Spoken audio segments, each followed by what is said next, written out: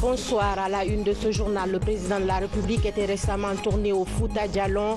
Partout où il s'est rendu, notamment à Dalaba et Mamou, les populations en liesse lui ont accordé un accueil chaleureux, une occasion mise à profit par le chef de l'État pour inaugurer les MUFA de ces zones. Et puis près de 3 000 milliards de francs guinéens, c'est le montant déclaré dans les mines au cours de l'année 2016, un chiffre que révèle le rapport ITIE-Guinée, enfin achevé. Également, dans cette édition, la célébration en différé de la journée de l'enfant africain, et c'est la cité de Kamsa qui a été choisie cette année par les autorités du ministère de l'Action sociale pour la commémoration de cette journée historique. C'était là pour les titres. Bonsoir et merci de nous rejoindre dans ce journal qu'on démarre avec ce décret du président de la République. Décret D 2018-096 PRG-SGG portant confirmation des élections des représentants de l'Institution nationale indépendante des droits humains INIDH et du barreau et l'ordre des avocats de Guinée en qualité de conseiller à la Cour constitutionnelle. Le président de la République, vu la Constitution, notamment en ses articles 146, 147 et 148, décrète. Article 1er. Sont confirmées les élections par l'Institution nationale indépendante des droits humains et l'ordre des avocats de Guinée pour siéger en qualité de conseiller à la Cour constitutionnelle, les cadres dont les noms et prénoms suivent. 1. Au titre de l'Institution nationale indépendante des droits humains, M. Ansoumane Sako, Mme Goumou Fatoumata Morgan. 2. Au titre de l'ordre des avocats de Guinée, Maître Mamadou Muntaga Ba. Article 2. Avant leur entrée en fonction, les intéressés prêteront serment en audience solennelle publique devant le président de la République et le président de l'Assemblée nationale conformément aux dispositions de l'article 103 de la Constitution. Article 3. Le présent décret qui prend effet à compter de sa date de signature sera enregistré et publié au journal officiel de la République. Conakry le 28 juin 2018, signé professeur Alpha Condé. Et puis on enchaîne avec ce communiqué du bureau de presse de la présidence de la République qui vient aussi de nous parvenir. Dans le cadre du renforcement des liens d'amitié et de fraternité existants entre la Guinée et l'Ouganda, son Excellence M. Yoweri Museveni, président ougandais, effectuera à partir du vendredi 29 juin 2018 une visite d'État à Conakry. Sont conviés à prendre part au cérémonial d'accueil prévu à 11 h à l'aéroport international de Conakry-Bessia les personnalités ci-après.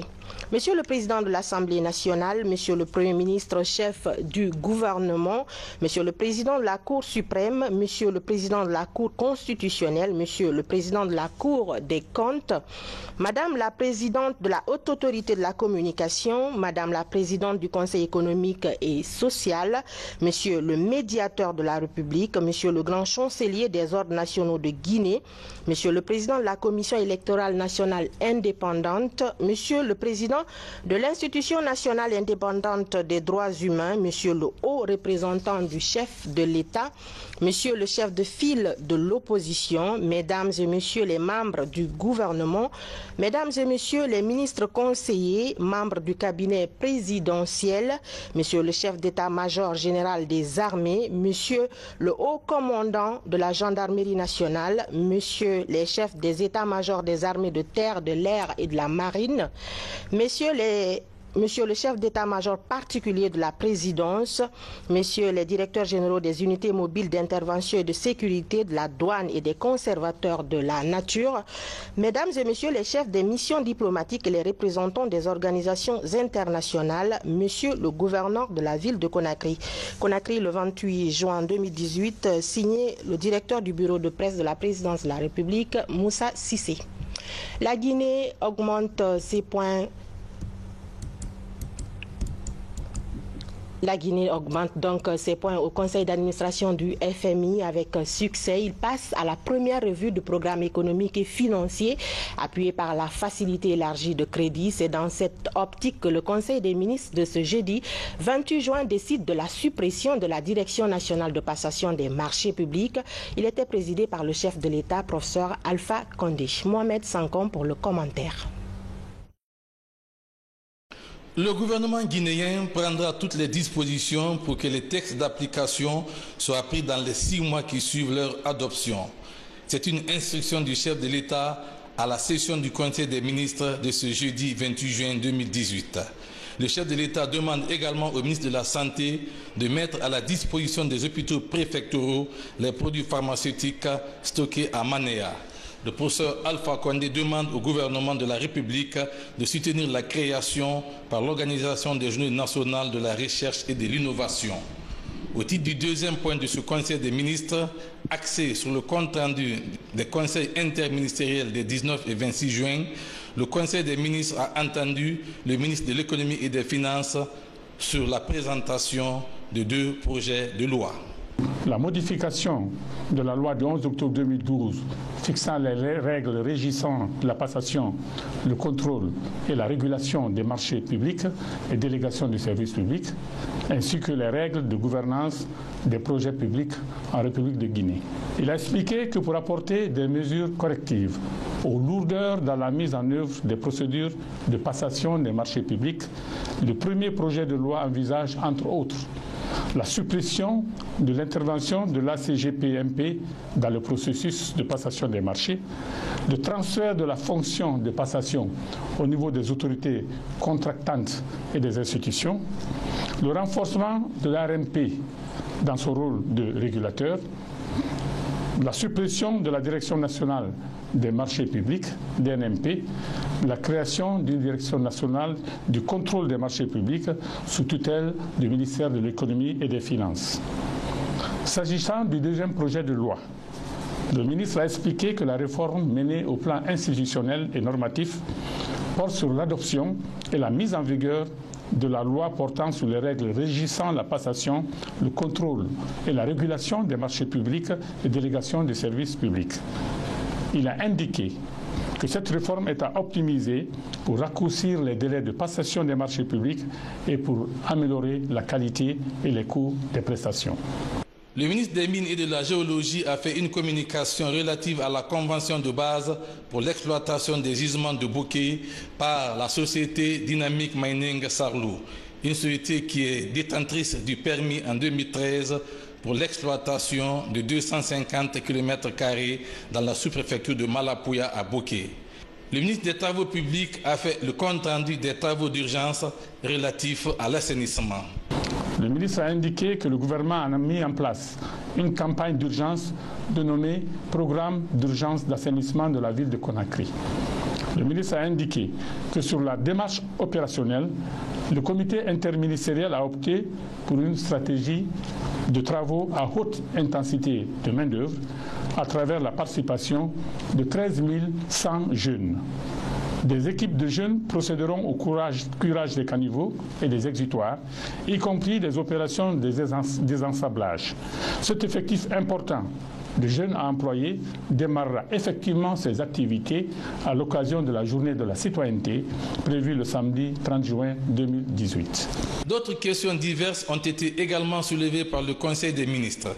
Il s'agit de la participation de la Guinée aux Jeux universitaires prévus en Éthiopie, de la réhabilitation du pont de l'Insan, des informations sur le crash d'avion à l'Insan et surtout du passage de la Guinée avec succès à la première revue du programme économique et financier, appuyé de la facilité élargie de crédit au niveau du conseil d'administration du Fonds monétaire international. Le président de la République a inauguré le 25 juin 2018 la mutuelle financière des femmes africaines MUFA de Dalaba. Mais avant, professeur Alpha Condé était en compagnie de plusieurs personnalités à la place des martyrs de cette ville du Fouta Djallon où un accueil chaleureux leur a été réservé. Sanassi Keita. Fortement mobilisée dans la ville de Dalaba, cette population en liesse s'est donné rendez-vous, ici à la place des martyrs. Objectif, témoigner de son soutien sans détour au président de la République.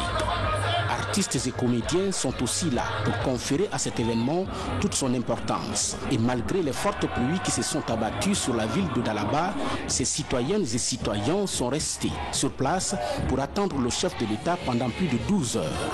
Ce qui dénote surtout de l'amour que cette population a pour professeur Alpha Condé. Professeur Alpha Condé qui arrive sous les ovations de ses habitants pour procéder ici à l'inauguration des MUFA.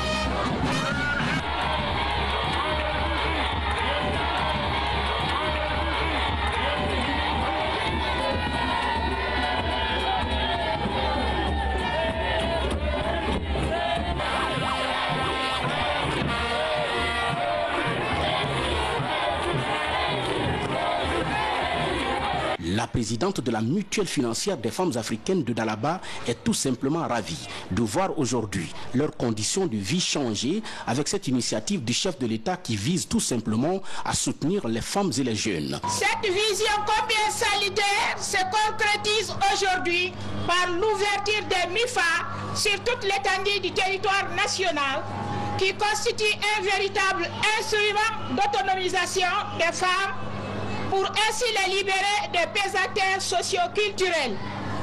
De nos jours, grâce à votre clairvoyance, la quasi-totalité des femmes guinéennes se livrent à des activités génératrices de revenus à travers des fonds alloués au MIFA. C'est pour toutes ces raisons que nous, femmes de Dalaba, vous disons merci et nous nous engageons à pérenniser ces acquis. Les ambitions du directeur général d'Afriland First Bank sont claires pour ces femmes et jeunes du pays. Acquérir l'indépendance économique plus grande, c'est disposer des moyens de participer au processus de croissance, d'y contribuer et d'en tirer d'une manière qui vous rassure la reconnaissance et la valeur de vos apports, le respect de votre dignité, ainsi que la possibilité de négocier une répartition plus équitable des bienfaits que procure la croissance. Et c'est cela le but visé par les MUFA et les MC2. Je vous encourage, chères braves femmes de Dalaba, à continuer le combat pour l'autonomisation des femmes et des jeunes guinéens et surtout, prenez grand soin de cette nouvelle structure de développement endogène. Pour marquer notre engagement et soutenir davantage le processus que vous avez enclenché, le président de la République nous a instruit de vous donner une ligne supplémentaire d'1 milliard de francs guinéens. Dans son message, le président de la République met au centre de ses préoccupations l'amélioration substantielle des conditions de vie et de travail des femmes et des jeunes. Je suis venu surtout m'adresser aux femmes et aux jeunes. Vous venez d'entendre que les crédits pris par les femmes ont été remboursés à plus de 98%. C'est le cas partout en Guinée pour les MUFA. C'est pourquoi le gouvernement est encouragé à accompagner les femmes. Au début, nous envoyons 65 milliards de lignes de crédit. Mais à cause de la détermination montrée par les femmes pour le remboursement et leur sérieux, aujourd'hui nous avons une ligne de crédit de 165 milliards. C'est pourquoi donc nous pouvons accompagner les femmes de Dalaba. Mais je dis à la présidente de faire un peu plus d'efforts. Vous n'avez pas beaucoup cotisé. Vous avez cotisé 150 millions. Mais avant, moi, je vous avais donné 300 millions. Donc ça ne fait que 450. Ensuite, il n'y a pas beaucoup de femmes. Il n'y a que 600. Or, notre objectif, c'est de sortir les femmes de Dalaba de la pauvreté et de les rendre leur autonomie. Donc nous allons de nouveau vous accompagner. Mais la condition est que vous attirez d'autres femmes dans la MIFA. Donc nous allons vous donner encore 300 millions. Donc vous allez disposer d'une ligne importante de crédit. Mais ce n'est pas seulement l'argent que nous mettons à votre disposition. Nous mettons aussi des moyens de travail. Madame Barry et Madame Diakabé qui sont là avec moi sont chargées d'accompagner les femmes afin de les aider à mieux capitaliser leur travail. L'honneur est ainsi revenu au chef de l'État de procéder à l'inauguration officielle de la MUFA de Dalaba. Une MUFA dont les installations ont été visitées par professeur Alpha Condé. Même ambiance de fête à Mamoun, fortement mobilisée. C'est dans la joie et la bonne humeur que les populations de la ville Carrefour ont reçu professeur Alpha Condé à la place des martyrs. Après les réjouissances, professeur Alpha Condé a procédé là-bas aussi à l'inauguration de la mutuelle financière des femmes africaines. Ibrahima Keita. La ville Carrefour Mamou. Ici, le président de la République, le professeur Alpha Condé, est accueilli en combattant contre la pauvreté à travers les mutuelles financières des femmes africaines MUFA et le nouvel modèle MC2. Ces infrastructures de lutte contre la pauvreté initiées par le chef de l'État sont destinées aux femmes et aux jeunes. C'est le 7 novembre 2016 que le 67e modèle de MUFA a été lancé avec 1448 mutualistes pour une mobilisation de 400 millions de francs guinéens au compte de la première ligne de crédit accordée par Afriland First Bank. Ce qui était un rêve est devenu une réalité à Mamou. Dans cette ville carrefour qui a bénéficié des dizaines d'infrastructures à la faveur de l'an 56 de l'indépendance nationale, les femmes et les jeunes peuvent désormais se frotter les mains pour assurer leur indépendance économique à travers la MUFA et le MC2. C'est pourquoi dans son intervention, le préfet a rendu hommage au chef de l'État pour son engagement à sortir la Guinée de la pauvreté.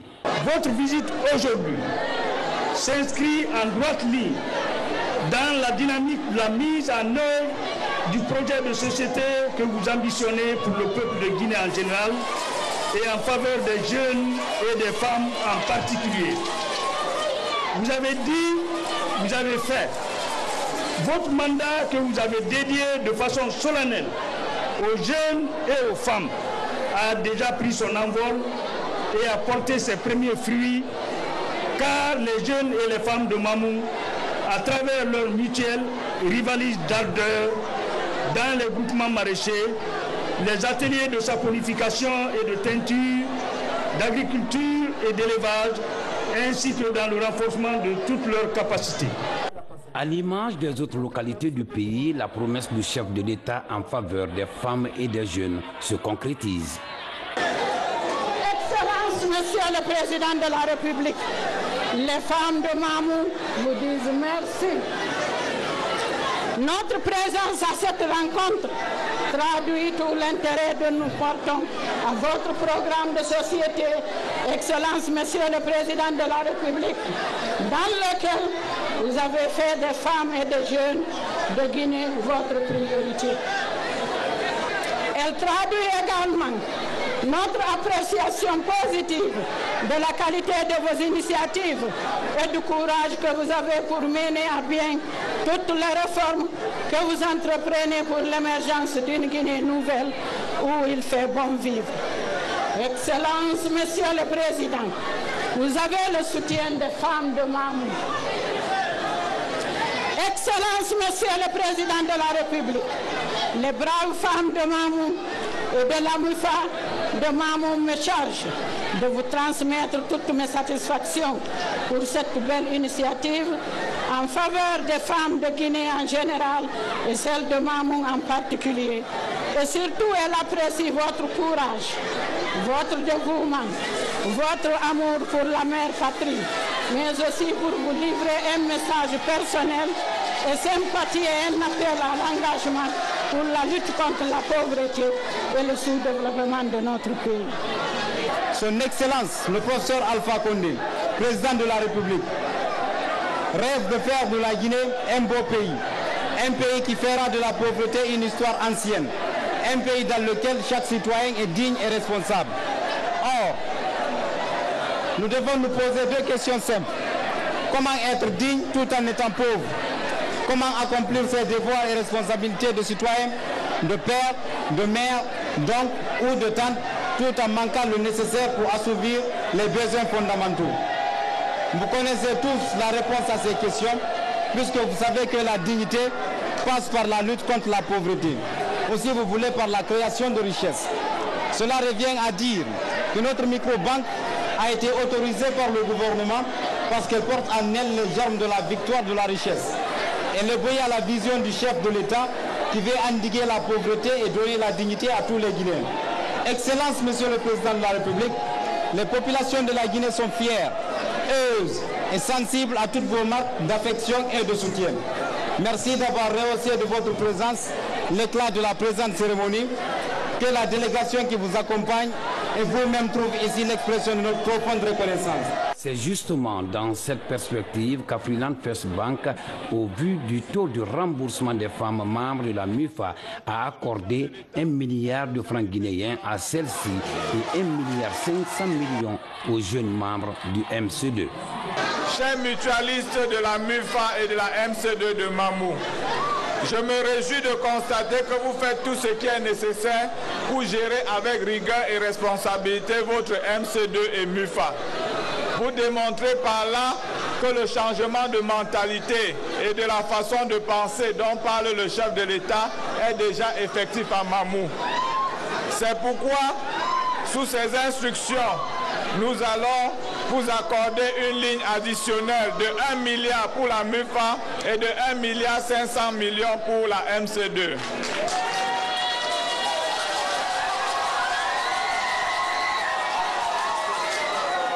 Excellent Monsieur le Président de la République, notre détermination à Afriland First Bank est de vous accompagner dans ce combat de lutte contre la pauvreté et de création de richesses au sein de toutes les couches vulnérables de la Guinée.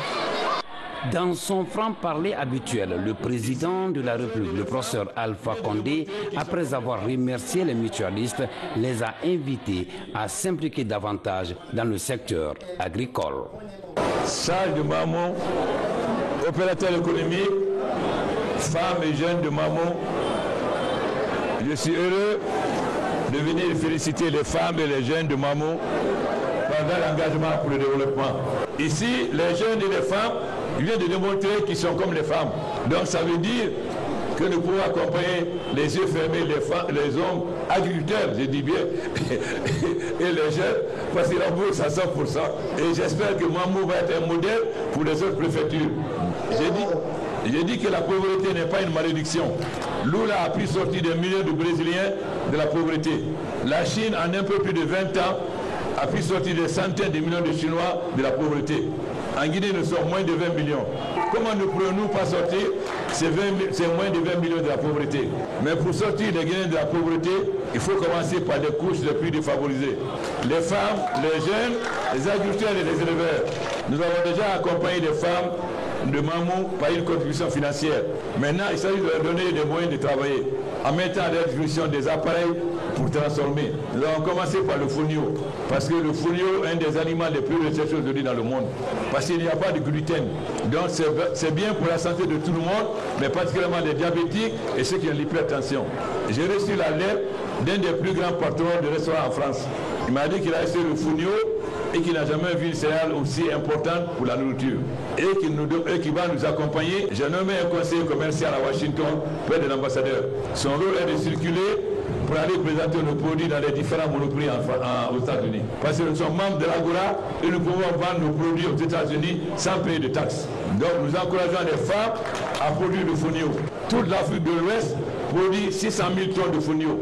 Et sur ces 600 000 tonnes, la Guinée seule produit 400 000 tonnes. Mais cela ne nous rapportait pas beaucoup, parce qu'on vendait nos fonio dans les pays voisins. Donc ceux qui vendaient y avaient le plus-value. L'année dernière, j'ai bloqué 200 tonnes de fonio qui allaient au Mali. J'ai ramené à Kankan. Les femmes ont protesté.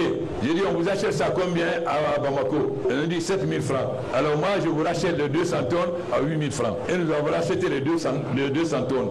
Et tous les autres fonio dont les femmes disposaient. Mais comment encourager les femmes à augmenter la production de fonio? Produire le fonio, c'est pas plus difficile que produire le riz. C'est pas ça qui est compliqué. Mais c'est le travail de fonio qui est difficile. Les femmes savent qu'elles souffrent beaucoup pour piler le fonio. Et quand vous pilez trop, vous avez des cales dans la main. Or, tout le monde reconnaît que les femmes guinéennes sont parmi les plus belles en Afrique de l'Ouest. Mais si elles ont des cales dans la main, et c'est moins...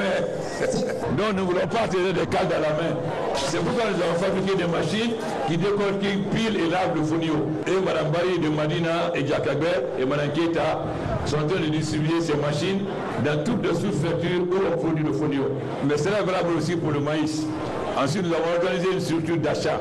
Tout le fonio produit par les femmes sera acheté par nous. Qu'est-ce qu'on demande aux femmes? De pré-cuire.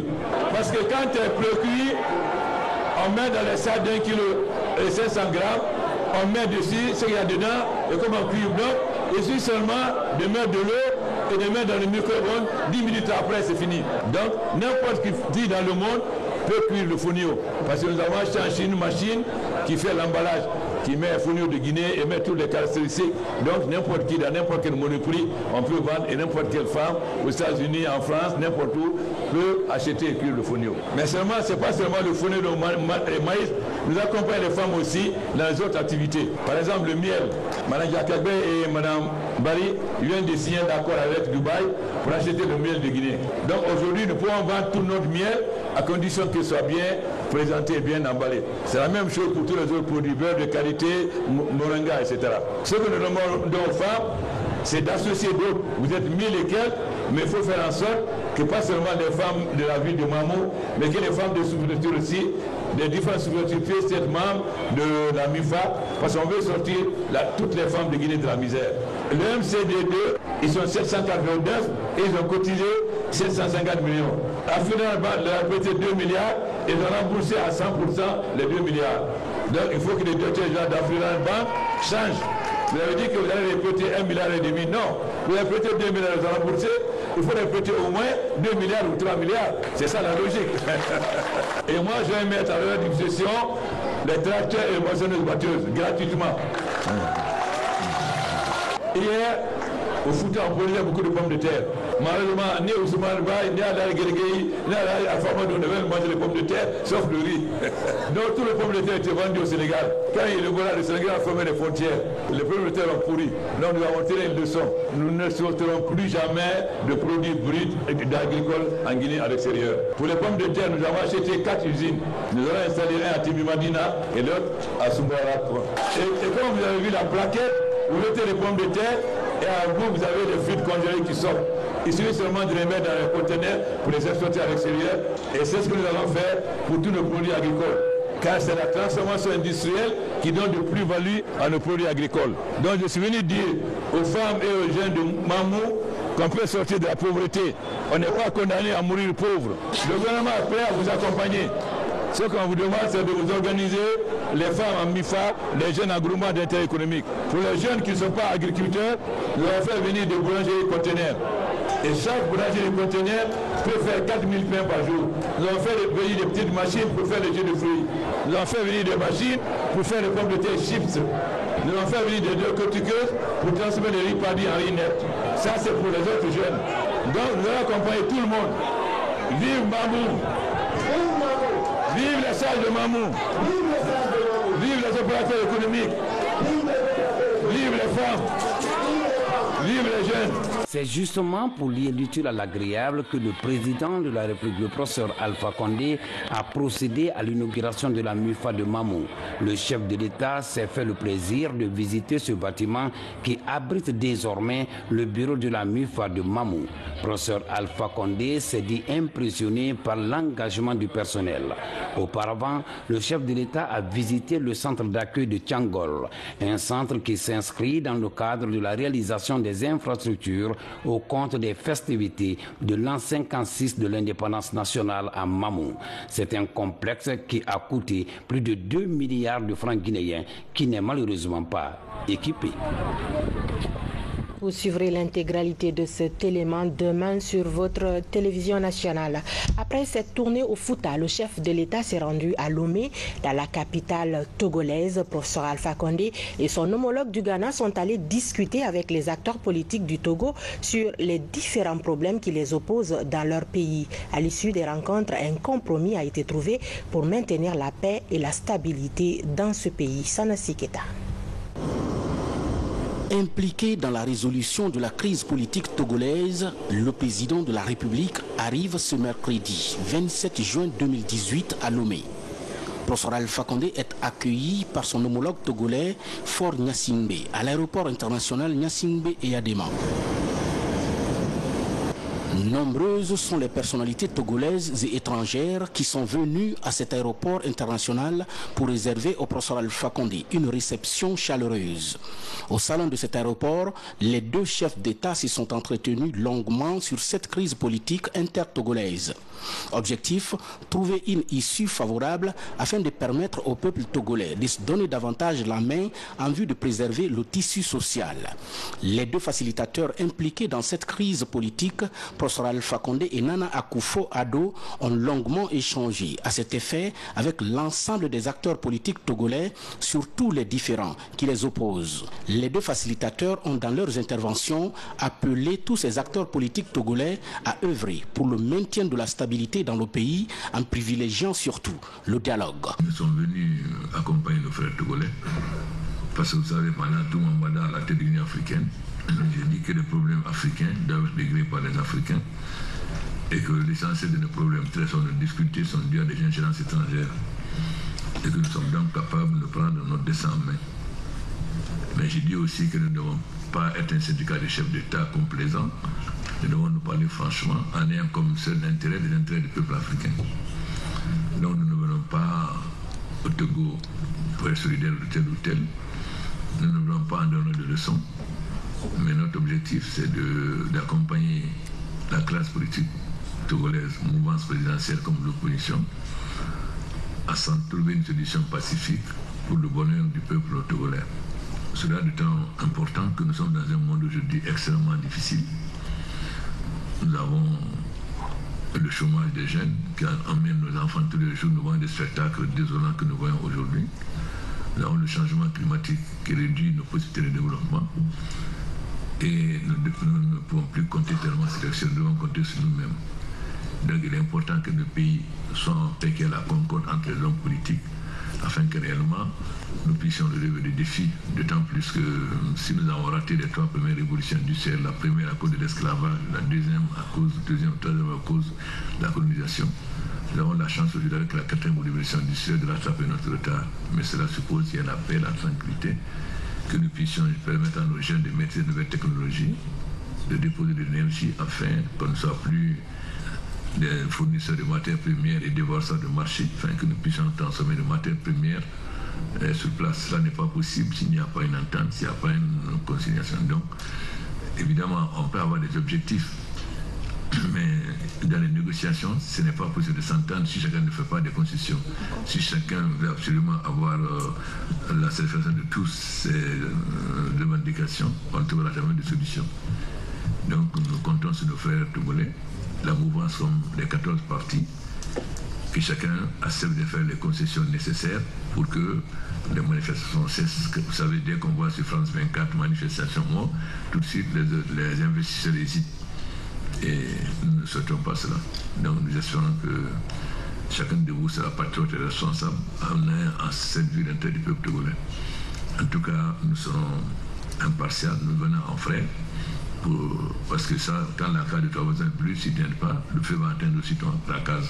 Donc nous avons donc intérêt à la paix, à la tranquillité pour le développement du peuple togolais. Après plus de 4 heures de discussion entre opposition et partis au pouvoir, Professeur Alpha Condé et Nana Akufo-Addo arrivent à obtenir des compromis de part et d'autre, notamment la liberté de manifester, mais en respectant scrupuleusement les lois du pays et la libération des détenus politiques.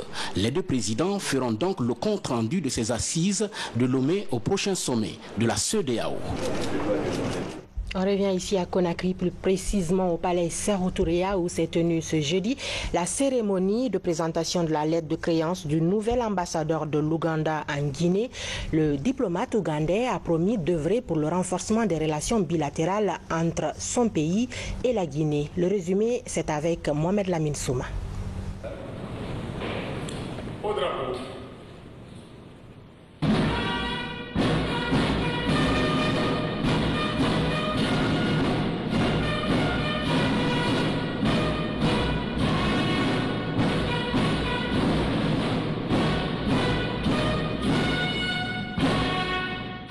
Le palais Sékou Touré aux couleurs de la République d'Ouganda.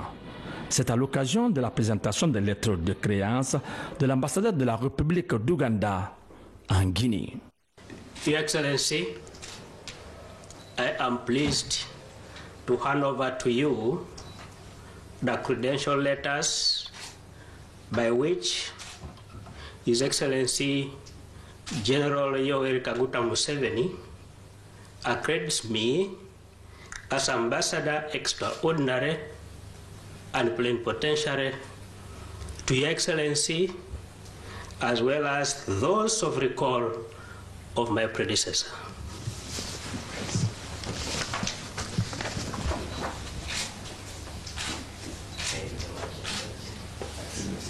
Les échanges avec le président de la République, Procès Alpha Condé, ont porté sur le renforcement des relations bilatérales entre les deux pays. Son Excellence Nelson Ochege a exprimé sa reconnaissance au président de la République pour ses efforts inlassables en faveur du renforcement de la paix et de la stabilité en Afrique. Le ministre Dr Ibrahima Kassori Fofana a présenté hier à l'hémicycle la politique générale du gouvernement, une politique axée pratiquement sur tous les domaines de la vie de la nation, mais avec un accent particulier sur l'emploi des jeunes, la lutte contre la corruption ou encore la criminalité dans notre pays. Adi Kamara. Cette politique générale du gouvernement vient soutenir le projet de société du président de la République, professeur Alpha Condé. Pour ce faire, Dr Ibrahima Kassori Fofana, Premier ministre, veut mettre l'accent sur la lutte contre le banditisme et la criminalité. La recrudescence de la criminalité qui a atteint en effet des proportions inquiétantes dans nos villes et villages. Les voleurs et autres coupeurs de route entretiennent un climat de terreur dans la cité. Nous y travaillerons avec vigueur. Je voudrais vous donner l'assurance ici et maintenant qu'aucun crime ne restera plus impuni. Les sévices et la mort cruelle infligée notamment à notre concitoyen Elhadji Douras Diallo, arraché à l'affection des siens, et tous les autres crimes de ces dernières années, élucidés ou non, connaîtront des suites judiciaires appropriées. L'autre défi qui s'affiche devant le gouvernement Kassori, c'est la formation, l'emploi jeune et l'entrepreneuriat féminin. Le mandat donné à l'équipe gouvernementale par le chef de l'État est de traduire les performances macroéconomiques en réalité microéconomique positive en termes de pouvoir d'achat de chaque foyer aux familles guinéennes, de chaque entreprise ou unité de production opérant en Guinée pour le bénéfice des Guinéens. Dr Ibrahima Kassori Fofana confirme déjà l'adoption d'une nouvelle référence pour la croissance économique de la Guinée. Là-dessus, le Premier ministre a insisté sur la digitalisation de notre fiscalité en vue de renforcer la capacité de mobilisation des ressources internes. Pour garantir la mobilisation optimale des recettes publiques, mon gouvernement s'engage à atteindre les niveaux de financement requis à travers la mobilisation des recettes fiscales et administratives ainsi qu'une maîtrise des dépenses publiques. Je veillerai à faire respecter les procédures de gestion des finances publiques et à renforcer plus efficacement le contrôle de la dépense publique. Nous sommes conscients de l'enjeu de la participation des populations dans la gouvernance locale. Nous mettrons en place un dispositif institutionnel en relation avec les collectivités afin qu'elles disposent de capacités suffisantes pour assurer leur rôle. L'appui au secteur privé qui, comme vous le savez, joue un rôle prépondérant dans la création de richesses et d'emplois sera au centre de nos préoccupations. C'est un gouvernement très déterminé à vaincre les inégalités sociales et économiques à travers des mesures drastiques, la conception et la réalisation des projets structurants au profit de la population guinéenne.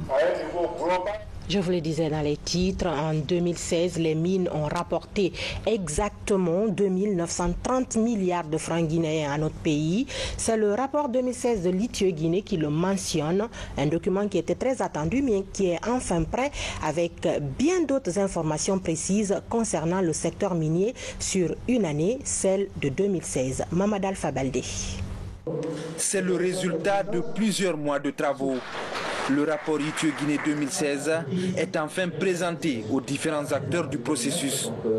Il retrace l'ensemble des flux financiers entre l'État et les entreprises minières durant une année. En 2016, la contribution du secteur extractif au budget national est estimée à 2 930 milliards de francs guinéens, soit 97% des recettes d'exportation. Ce qui est important dans ce rapport, c'est que ça met en exergue les efforts qui ont été fournis ces dernières années sous l'égide du président de la République, le professeur Alpha Condé, pendant ces dernières années. Le secteur minier se porte de plus en plus mieux. Nous avons également constaté le fait que la contribution du secteur minier, en dépit de tout ce qui est en train d'être fait dans les autres secteurs, le secteur minier apporte aujourd'hui une part importante des recettes courantes qui se trouve autour de 24%, le PIB autour de 22%. Aujourd'hui, le secteur minier continue à tirer la barre haute dans le développement économique du pays. Pour ce nouveau rapport jugé plus détaillé, 35 entreprises minières sont prises en compte. En 2016, le plus gros contributeur du secteur minier reste la CBG avec environ 50% des revenus globaux. Après cette première présentation, le 12e rapport ITIE-Guinée sera publié avant la fin de ce mois. Bon, il est explicite dans le sens où effectivement on a essayé d'élaborer un document de référence où il y a des informations contextuelles assez détaillées sur le cadre juridique, sur le cadre fiscal, sur les procédures d'octroi des permis, mais aussi ça couvre bien entendu les revenus, le rapprochement des revenus. Également, on a des informations très détaillées sur les paiements sociaux donc des entreprises, sur la contribution des entreprises au développement local. Le rapport ITIE 2016, c'est un document de référence. On a bon espoir que en fait, voilà, on sera renouvelé parce qu'effectivement, on a une qualité du rapport, on a les informations qui sont complètes et les recommandations, comme je vous l'ai dit, ne sont pas beaucoup. Et d'ailleurs, même aussi sur ces recommandations, celle qui a été notée aujourd'hui, c'est que beaucoup de choses, parce qu'il faut le rappeler, c'est le rapport 2016 en réalité. Et entre 2017 et 2018, il y a beaucoup de choses qui sont en train de faire dans le secteur minier. Aujourd'hui, un cap est franchi dans le processus de validation de la Guinée. Dans 2 mois, le pays sera devant l'ITIE international pour tenter de maintenir sa conformité et rester dans le cercle des pays au secteur extractif transparent. Santé à présent, la qualification des équipes chargées de la surveillance épidémiologique est une priorité pour les nouvelles autorités sanitaires et leurs partenaires. Le bureau CDC de la Guinée a initié et financé le programme de formation en épidémiologie de terrain de première ligne avec une meilleure approche pour les acteurs de la santé humaine, environnementale et animale. Adia Toubari. Épidémiologie de terrain de première ligne, une nouvelle approche en expérimentation en Guinée. Le programme se définit par l'apprentissage des techniques d'investigation des cas de pathologie à potentiel épidémique et celle de l'interprétation des données sanitaires collectées sur le terrain. Une nouvelle stratégie de surveillance épidémiologique pour faciliter les prises de décision au niveau central. Cette approche va, aider les jeunes médecins à s'approprier du contexte épidémiologique de leur localité. C'est-à-dire quelles sont les maladies qui peuvent affecter un grand nombre de la population dans leur localité. Ils doivent faire même des révisions et faire la cartographie de ces maladies dans leur propre localité sur les 10 à 20 dernières années pour savoir à quel type de maladie ils peuvent s'attendre et qui pourraient survenir dans leur localité. Et une fois identifiées ces maladies, et comme les mesures sont connues, ils doivent prendre les mesures préventives et même se préparer en cas de survenue, quelles sont les actions que nous devons mener pour circonscrire l'envergure de ces maladies. Le programme épidémiologie de terrain de première ligne est financé par CDC. Il concerne les acteurs de 3 secteurs, la santé humaine, environnementale et animale. Des secteurs qui mettent en commun leur énergie pour freiner les maladies zoonotiques émergentes à travers la détection à l'origine. Ce rôle revient aux vétérinaires comme le montre le rapport hebdomadaire de la surveillance épidémiologique de Zérékoré qui révèle 162 cas de morsure de chiens. Pour parler d'une maladie zoonotique au sein de la population humaine, il faut que ça se développe d'abord au niveau de l'animal. Si jamais la maladie est maîtrisée au niveau de l'animal, on pourra l'éradiquer ou éviter la transmission au niveau de l'homme. On prévoit aussi augmenter le numéro des vétérinaires et des représentants de services d'environnement formés en épidémiologie de terrain parce que ce sont les principes d'investigation des maladies. Ce n'est pas réservé seulement aux médecins, mais tout le monde qui travaille dans le système de surveillance, donc les gens qui peuvent identifier les morts, peut-être peut-être en grappe des animaux ou bien les choses comme ça, l'anthrax, la rage et toutes ces maladies zoonotiques-là, ça nécessite aussi l'appui des autres domaines. Avec ce programme, 108 professionnels de la santé se sont perfectionnés en épidémiologie de terrain de première ligne. Ils sont répartis entre les 38 districts sanitaires du pays. Relever progressivement les indicateurs de surveillance épidémiologique en vue de contenir l'épidémie de rougeole en cours dans le pays est le principal défi. C'est devenu une tradition. Le ministère de l'Action sociale, de la promotion féminine et de l'enfance célèbre chaque année la journée de l'enfant africain dans une des régions du pays. Cette année, c'est la cité de Kamsar qui a été au cœur de cet événement consacré au bien-être de l'enfant. De retour de Kamsar, Marie-Angélique Bangoura nous fait son compte-rendu. Kamsar, l'une des sous-préfectures de Boké. Ici, 300 enfants sont regroupés pour donner une couleur particulière à la célébration de la journée de l'enfant africain. Cette grande rencontre a permis de présenter les 10 aspirations qui prennent en compte leurs conditions de vie, notamment garantir un environnement assaini, mettre en place un mécanisme communautaire d'alerte des cas de violation des droits des enfants et sensibiliser les parents sur l'importance de l'école et les stéréotypes sexistes. Un plaidoyer qui est remis aux acteurs régionaux et préfectoraux. L'une des aspirations des enfants, c'est leur protection contre l'exploitation, contre toute forme de travail qui est au-delà de leur âge, mais aussi les protéger contre les violences. Donc le Boké étant une zone minière, il va sans dire que les sortir de l'école pour les mettre sur les mines, ça c'est une aubaine pour les parents et ce qui n'est pas bon justement pour ces enfants-là. Dans ces préoccupations, l'engagement du gouvernement et celui des partenaires est primordial.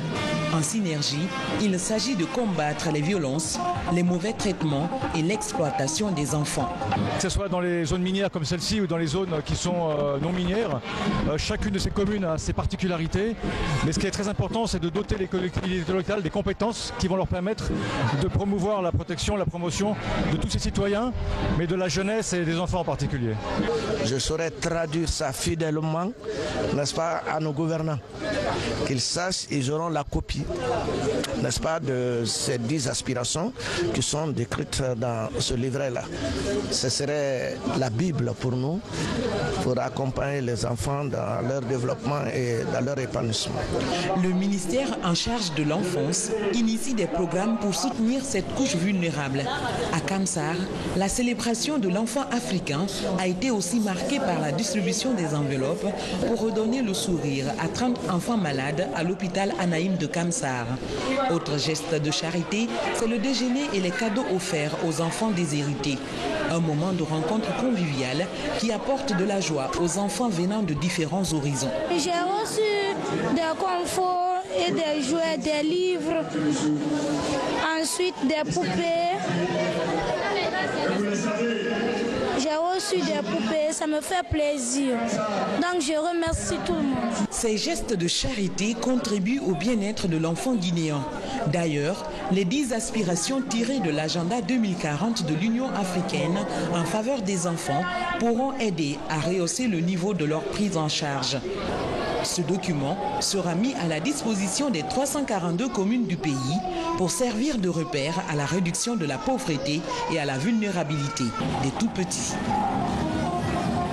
En plus bref, la Coupe du monde de football Russie 2018 se poursuit. L'information du jour concerne les équipes africaines qui sont toutes éliminées dès le premier tour de cette fête du Curon, une situation qui n'était pas arrivée à l'Afrique depuis 1986. Ce vendredi, il y aura une courte pause, puis le samedi démarreront les matchs des 8e